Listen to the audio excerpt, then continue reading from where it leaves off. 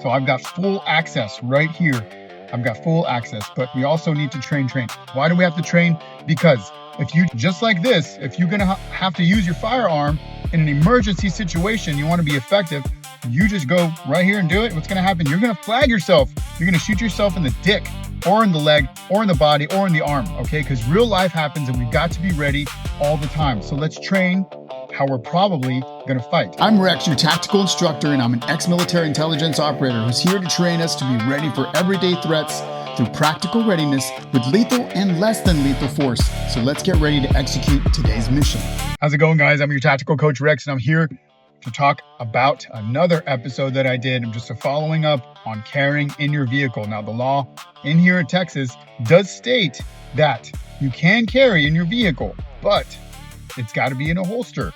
It's got to be in a holster. Now, I've had a few people already comment saying, oh, it's gonna be a holster. I can put it in my chair. It's in a holster. So as your tactical coach and weapons instructor, I'm here to give you the best effective advice that I can possibly give. Okay, so if you want to have your weapon, your sidearm inside of the vehicle, you can do that according to Texas law, and it can't be in a holster. And most people carry that outside in the seat in a holster. But let me tell you two things with that. That's a no-go. For me, it's a no-go. I like to keep my firearm on my person. Why? Because now I have 100% control. Over there, there's no control. Okay, there's zero control. It's over there on the seat. If somebody came in from that side, from that window, from that door, they can easily grab that. And now I have to wrestle for my firearm. I don't want to do that. I want that on my person. I want that in my control 100% of the time. Secondly, if I get into an accident, what happens? That firearm just becomes a projectile. And depending on your manufacturer, you could get shot by your own firearm. And you don't want to deal with that. You want that in a holster and on your person at all times. Okay, it's all about control. You want control. In this situation, you want 100% control. All right, so two, we want to practice. Make sure that we train. We are training with the firearm that you usually carry and with the holster that you carry with. Now, if you're carrying from a concealed holster, that's going to look a little different because it's a little bit harder to get to. But we're going to make this simplified. We need to make it a little bit simple for ourselves. Usually, you're inside the waistband concealed holster. It's a little drivey. It drives into your body, drives into you. And we are empty. We're safe. You always want to practice with an unloaded firearm. Okay, guys. So this is what it looks like when it's inside the waistband and when it's concealed. But my advice, this is what it would look like altogether, right? You got your seatbelt. We've got your holster. It's concealed how I usually conceal it. But if you're driving with it this way, this is not very effective because now I'm having to deal with a seatbelt. And the seatbelt's going to be in the way. Now I have to deal with my shirt. I got to pull my shirt up and I got to pull that out of the way. So what I recommend, this is what I do, is I pull my shirt. This is just when I'm driving. If it's concealed, now it's out. It's revealed. And my seatbelt, tuck it in. Everything gets tucked in. The shirt, the seatbelt. So when I need to draw, when I need to use this, now all I have to do is draw. But you also need to practice because if you do this, you can also flag yourself. And in heightened tensions, again, when stress is high, you could shoot yourself. You don't want to shoot yourself. So in a situation like this, what you want to do, you're probably going to need to use that left arm to block or to get this or fight him or her, could be her, and your firearm needs to come out towards your vehicle. If you shoot your vehicle, big freaking deal. If you shoot yourself in the leg, that's a huge deal. And then as we tilt, we join here. So now we can fire from this position. Bam. Fire. We don't want to extend. If you extend, now you're giving your opponent, your enemy, the opportunity to grab that firearm. And now you're fighting and you're wrestling with your firearm. You don't want to deal with that. So as soon as we pull out, the one time you're going to pull out towards the vehicle, twist, join, fire here. It's the best course of action for you right here. This is how I usually carry. If I'm concealed and carrying, just like this, it's tucked in. It's very easily accessible. Train. Why? Why do we have to train?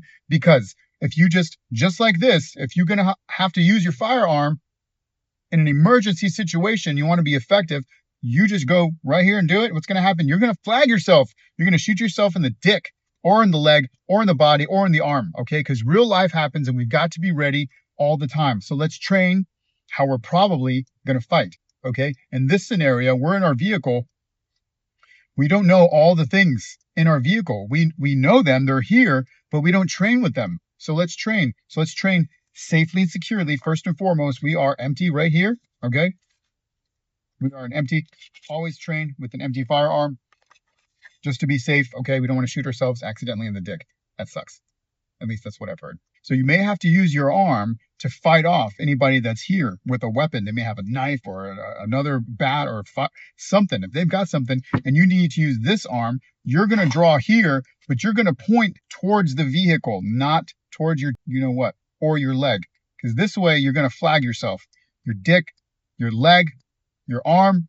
I just shot all my body and I haven't even, shot anybody who is actually trying to hurt me yet. So from here, we draw, point towards the vehicle, and now we want to join our other hand here, and then we're going to be able to tilt and shoot. Now we have access to the target. We have full control of our firearm. If you extend here, you have the potential for them to grab your firearm, and now you're fighting for your firearm. You don't want that.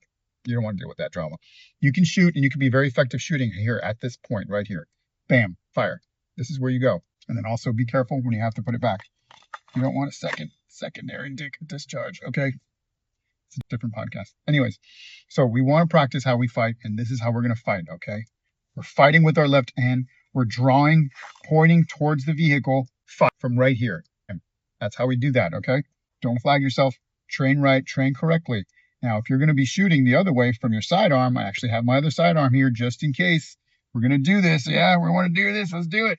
So from your sidearm, so this sidearm works great because it's not all the way up here on the waistband. It's a little bit further down. So drop down just a little bit, which is very comfortable for a vehicle carry. Okay, so if I have to I'm going to do the same thing. Fight, draw towards the vehicle, join, fire. Extend. If you extend, now you're fighting for your weapon.